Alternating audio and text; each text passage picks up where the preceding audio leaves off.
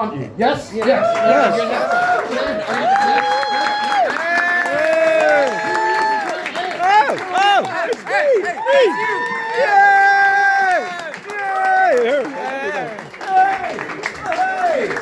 Oh, thank you so much. Give Ed a round of applause for being such a great MC. You guys are fantastic. I noticed, like, when Ed said, oh yeah, the headliner's coming out, his name is Ciaran, like, man, and they're going to give you sweets. You got a bigger round of applause when he said sweets than he said anything to do with fucking me. Right? I don't like that. Obviously, I'm quite famous. You've heard of me, haven't you? Yeah. That's how an Asian man lies. Did you see that? He went, yeah. What's your name, sir? Young. Young? Yeah. Young, I was young once as well. Fuck you, young. Fucking young bastard.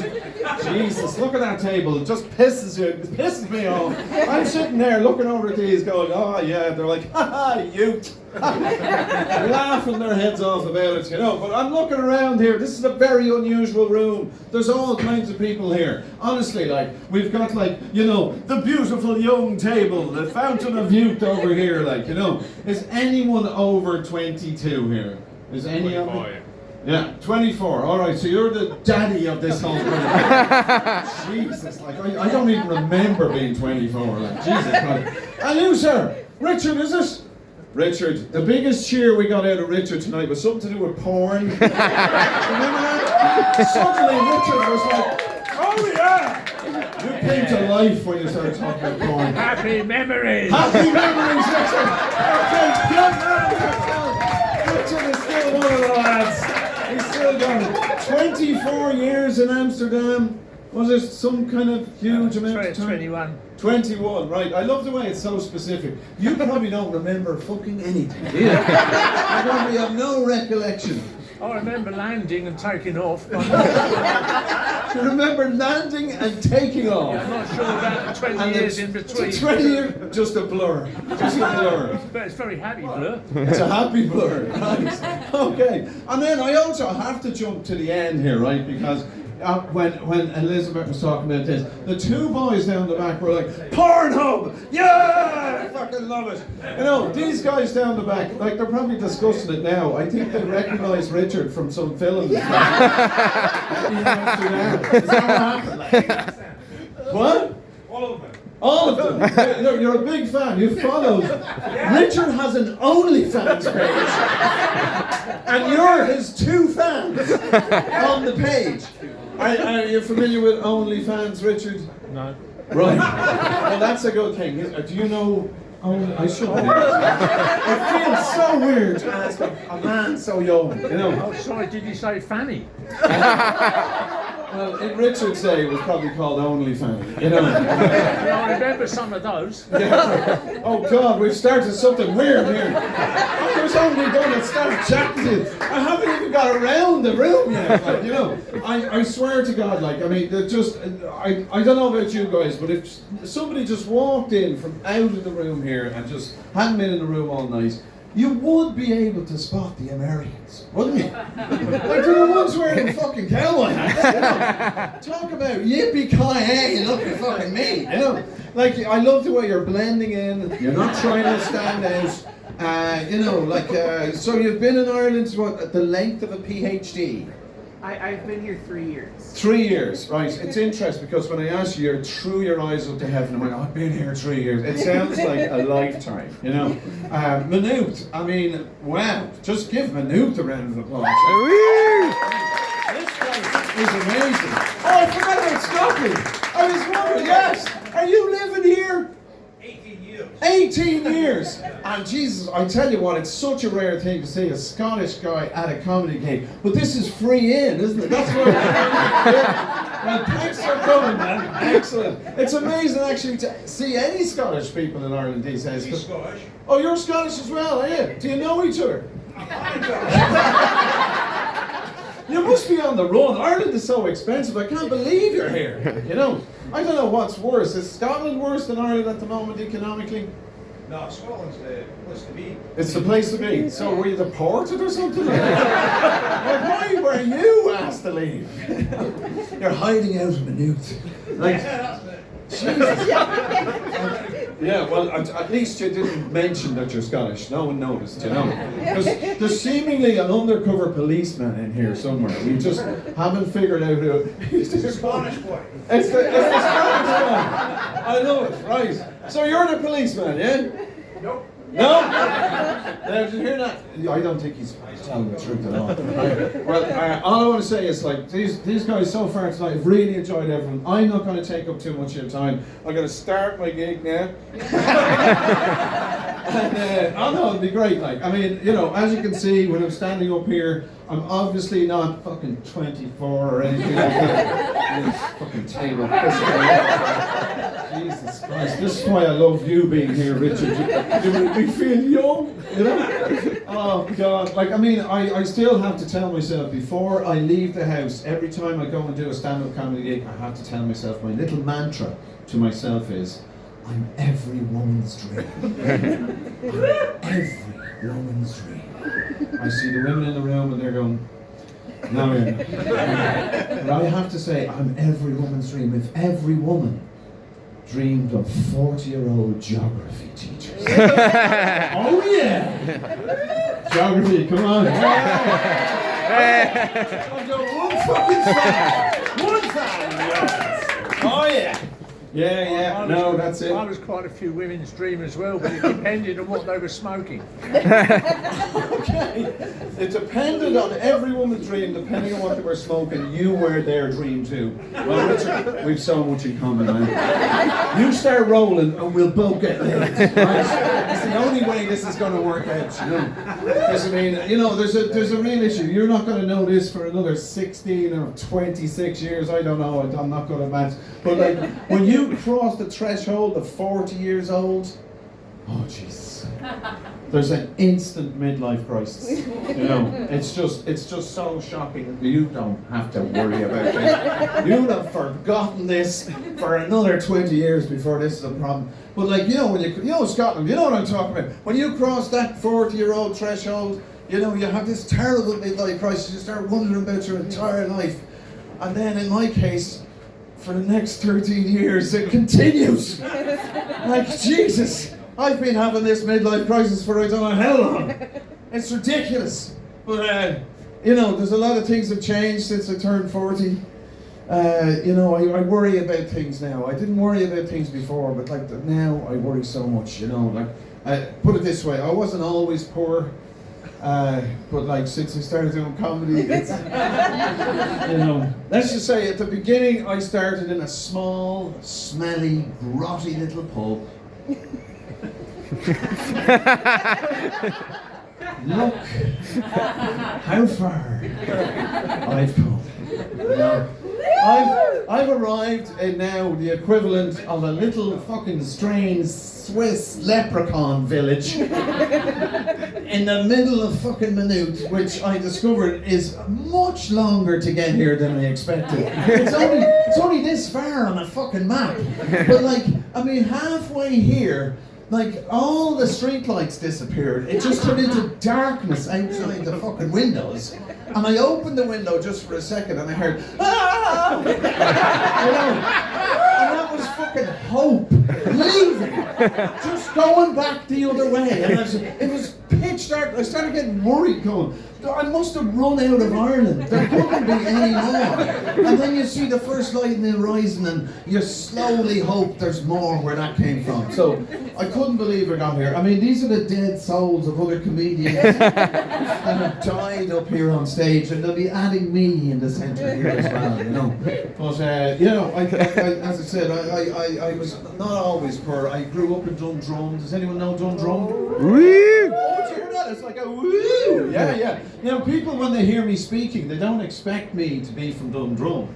But, like, it's different. When I head home back towards the Dundrum, you know, back to the old turf, you know, I get on the loose, you know, going, all right, yeah, fucking see, I'll talk to you. I go on, I'll talk to you, go on, yeah. But by the time I get off in Dundrum, something happens, I transform, and by the time I get off, I'm like, oh my God, I would fucking love a frappuccino. You know, it's just something kind of takes over, kicks back in.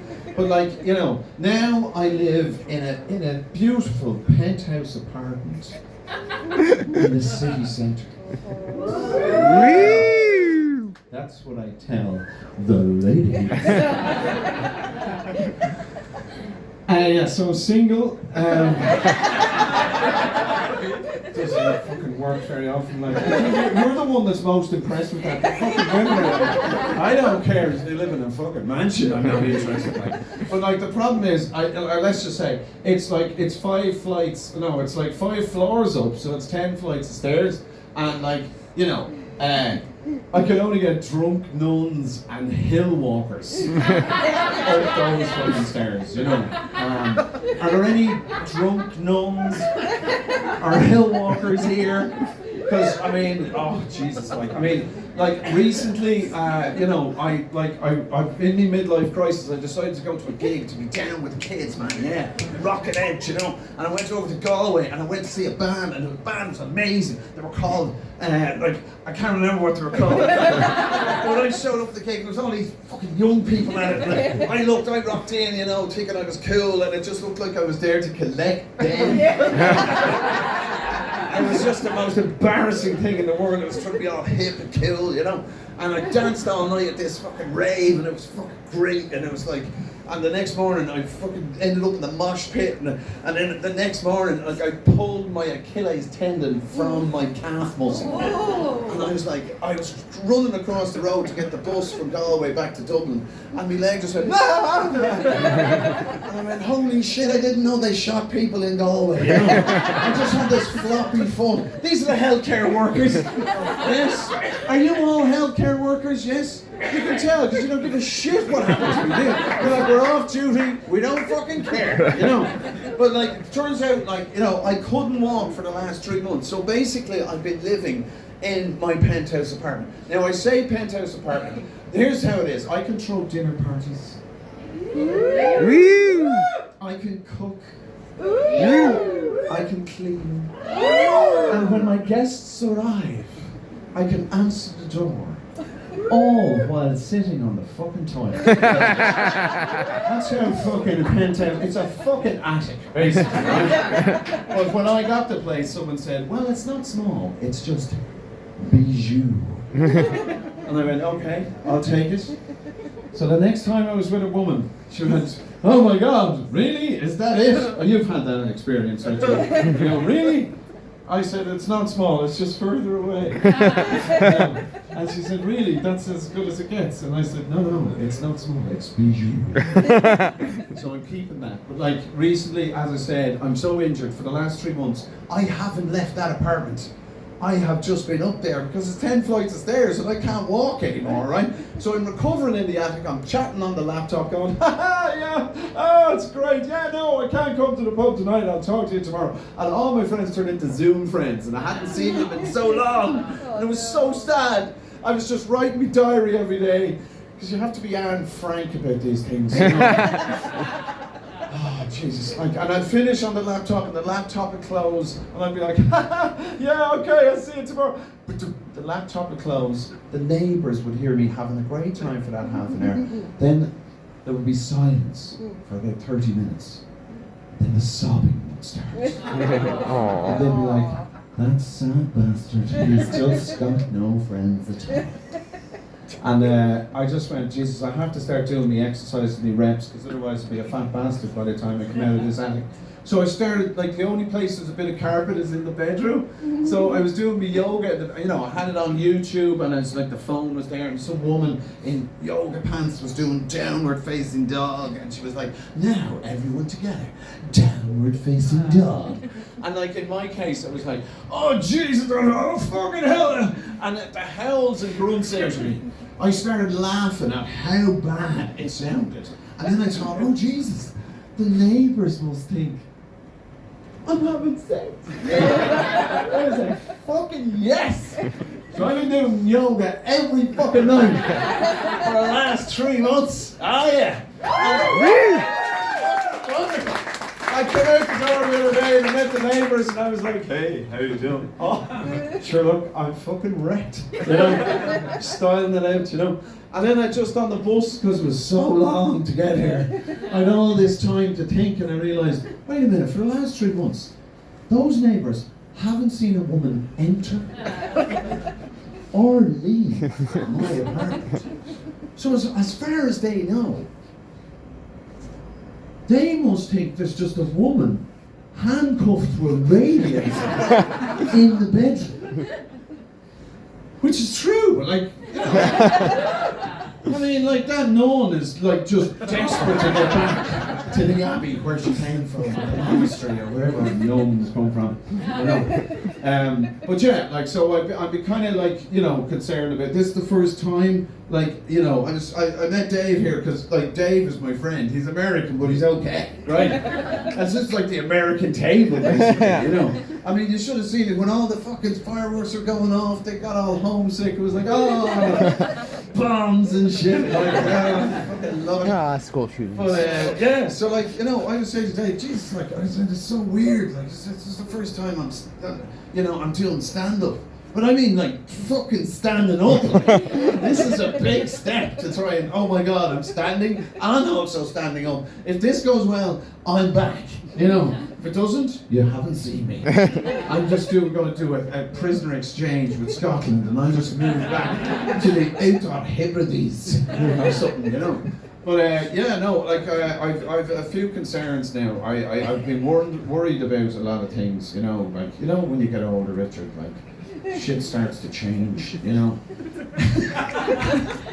Like, I mean, you know, you brought a whole group of healthcare workers just in case anything fucking happens, you know. You got this shit covered, Richard. I like your style, you know. But not just one nurse, fucking all of them. You know, like, but it does. It gets worrying as things get older. Like, you know, bits start. It's sad, you know. Shut up, right? But you know, like, oh God, I mean, you know, like, there's times, like, for example, I've started to develop different things. You know, everyone starts getting things. Like, everyone's got a thing these days. Someone's got ADHD, or, you know, like, you know, these, like, has anyone got a thing? There must be people here with things. What's your thing? ADHD, yeah. ADHD. Who's looking around? Like, I have ADHD. Right. Has anyone else got other things? Yeah, what have you got? Asperger's, good man! So, what's the thing? You know, with Asperger's, what is the thing that sort of pops up every now and again? Is there something that you do a lot that other people don't do? Is there something about Asperger's that is good or is bad? I mean, the worst. It's the worst, is it? Okay, right, because... Right, let's not get into that. I mean, this is coming from the same man who fucking loves porno, so... I mean, maybe when those two things combine, it's just like, your subscription is much higher than the rest of us. I don't know. But like, I discovered recently, I'm lactose intolerant. Now look, I can handle the lactose, but it's the fucking intolerance! Oh God, there's so many things that annoy me. Like fucking children. The views! I mean, you know, when you're on the loose and you look at children and you're going, like when I was growing up, you know, we didn't have ADHD or Asperger's or any of that shit. It was just, you were either stupid or you weren't. That was it. You know, tough shit, right? And like, the problem was, you know, as you know, children were seen and not heard, right? So God forbid you start shouting and roaring and giving out or anything, it'd be just like, you'd be fucking beaten to death, right? So, you know, when you're on public transport, just like if you're in a restaurant, you were a child, but you were a silent, invisible child. Then you get on the fucking loose, you get on the red line, or you get on the green line, and there's these kids banging their heads off the fucking wall, and screaming and shouting, and they're running up and down the train, and you're going, I want to hit them. I want to hit them. I come from that time when it was okay, you know. But I'm not the parent, and you're looking at this child, and you actually, this is when you know you're really on the edge, because you start picking the point on their face that you're going to fucking hit them. You know, you go, Jesus, like, I will actually hit this child. But then you go, okay, no, I'll be the bigger man. I won't hit the child. Somebody needs to hit it, so I look to the parents, you know. And the parent, the mom, it's the red line, she's shooting. No, it's not, she has other priorities, you know what I mean? So it's just, you're just happy to get off the loose, you know? But like, you know, the intolerance, it doesn't stop there, it passes to other things. Like, during the summer, I work in tourism, you know, because I'm friendly, you know?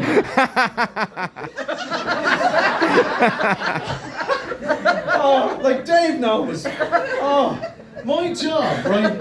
I have to meet Germans at the airport and make sure they get to their hotel. That's my job, right?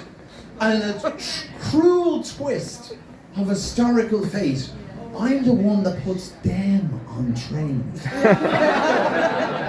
Oh my God, that makes me jump out of bed in the morning. It's like history repeating itself, but only in reverse, you know? It makes me go in and go, Gunther, get on the fucking train. And I mean, at the beginning of the summer, I'm nice, I really try to be nice, but like, you know, the older you get, the more intolerant you get, isn't it, Richard? You know? Richard's like, what day is this, right? But, you know, like you start hating on people, like, you know, and I mean, I don't like, you know, international, different people from different countries. I think I'm friendly. But like Germans, oh Jesus! By the end of the summer, I'm like, you Gunter, you know.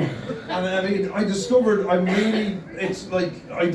tourism is a gateway drug to fucking racism. You know, turns out I'm a fucking racist. I'm in the worst job I could ever be in, because it's really, I didn't know I was a racist when I started. Like, by the end of that summer, when I meet a German, I'm like, how are you? Yeah, but like just before I started the gig here now, I got a call saying that the last Germans have arrived safely in Cork at their hotel. Hey! I've still got it. Oh yeah. Problem is, they're supposed to be staying in Dublin. But, yeah, they can rely on public transport in Ireland. Let's see how they fucking get on. Maybe you should not get another train, Gunter. You know. So now that I'm out of the job, you know, I don't think I'll be asked back next year. It's going to be difficult. So I mean, you know, this is the problem. This is how you know, like, you know, things begin slowly. You don't realise you're a racist. Like, for example, Americans, right? Yeah. All I'm saying is, you know, Elizabeth mentioned it earlier, like the whole like sort of Irish connection. Like, but like to me, I've been in America and I meet these guys, and they're tall, good-looking, beautiful, tooted people, you know, and they go, "Hi, I'm Irish," you know, and they're fucking this height and they're pretty and they're perfect skin, and you just go, "No, you're fucking not," you know. and you know, like, look, this is Irish, right? I am sexy in some parts of Ireland. I haven't fucking found them yet, but somewhere this is hot, right? And I'm just thinking, this is why I said geography could be the future. If I can find somewhere where this is hot. I'm thinking, like, you know, like I was thinking, Jesus, right, where could you go that, like, you know, they really like kind of small, chubby, fat people, and, you know, with tiny penises, you know. And I'm like, well, maybe Asia, you know, that could be, like, I could be huge over there, I don't know. Like, I could be am I attractive? Do you think I'd be no, okay, right. Fuck geography, right, but, yeah, no, so like, I mean, okay, so the theory is Americans, right? I was like, hi, I'm Irish. And it's like, well, how Irish are you? You know, can you spell Taoiseach is a very good reference. But then ultimately it's like, okay, well, if you are Irish, and that's because of my great, and then you have time to buy a Guinness and come back and they're still going great, yeah, grandmother. And you're going, now actually let's apply the logic here, right, to the same thing if you're Irish, right? Because if you just go back 2 generations, anyone Irish is British. Oh.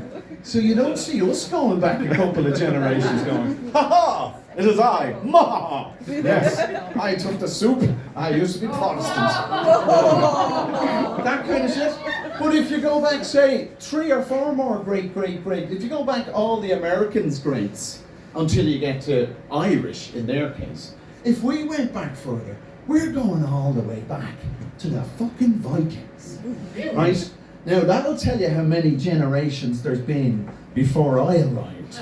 Because I look a lot different to the fucking original Viking that you know. But you don't see me walking around America going, "Hi, I'm a Viking rapist. Nice to meet you." Oh, no, don't fist bump that, Richard. That's just weird. Okay, Jesus, moving swiftly on. Okay, I better shut up. I better finish with this, right? All I'm saying is, right, you know, recently I've taken an interest in science. Woo! Oh, yeah. Because geography isn't working. And, yeah, just like, you know, you look great. Look at this guy. He looks fucking fantastic today, right? I mean, I don't, of course, I wear this every night. I wear this to bed, right? Jesus, like, I mean, like, because science is slowly becoming more interesting to me. The reason is because, like, I discovered things can help in science. Number one, you know, like, for example, there's little blue pills now. You know what I'm talking about. Anyway, sorry, yeah. So like, there's things, science can really help, right? Because like, as you get older, you know, things don't function, you know what I'm talking about, Scotland. The things don't function as well as they used to, you know. And you need a team of healthcare workers every time you go out.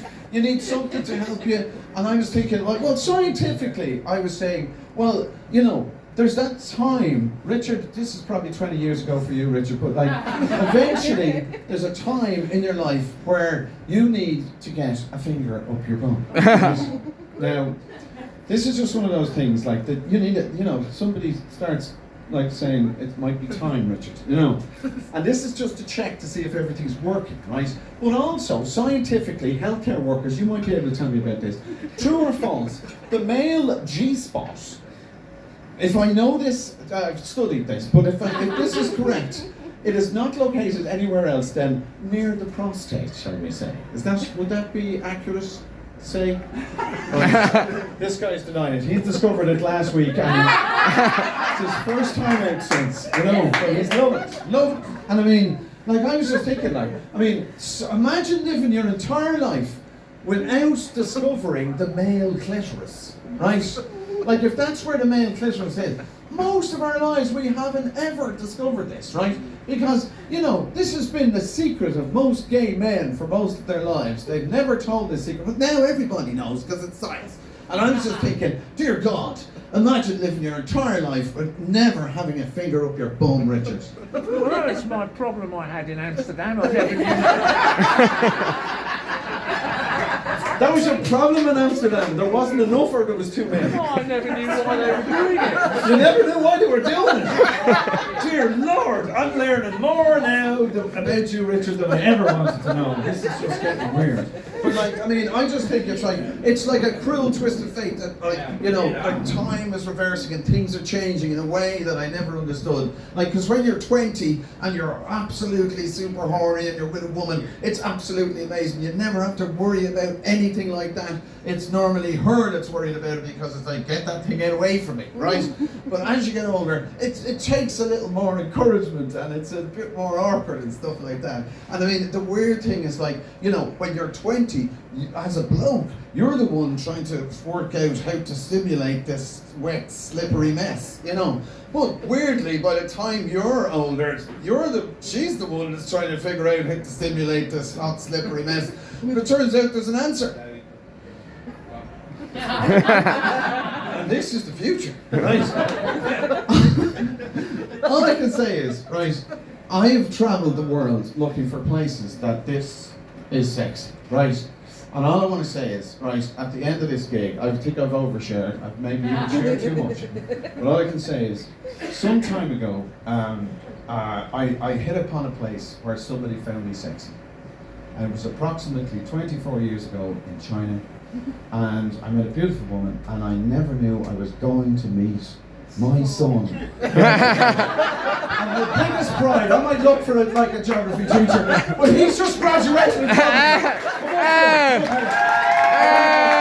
Ladies and gentlemen, my son. For 24 years, somebody should get a picture of him. Look, what did you ever see anyone so proud? It's like, what's it have to say to your old dad? You haven't seen him in so long. No. I didn't know what to say when I saw you today. I said, thanks so much and thanks for dressing up to meet your dad. Ladies and gentlemen, you've been absolutely wonderful. Thank you so much. You've been absolutely great. And, I'm open to science, so if any healthcare workers want to volunteer to give me the experience of my life before I die, I'll be available at the bar. You've been absolutely wonderful. To hell with the youth. And God bless Asperger's, ADHD, and American people. Cheers, guys. You've been great. Good night.